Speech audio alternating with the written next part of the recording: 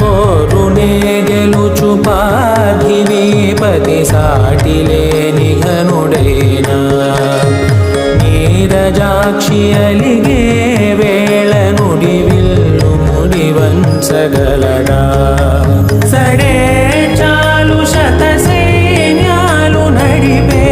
ధీరుడైనా వసుధావాణి మిథిలావేణి మది వెనుక పలుకు పలుకులెరు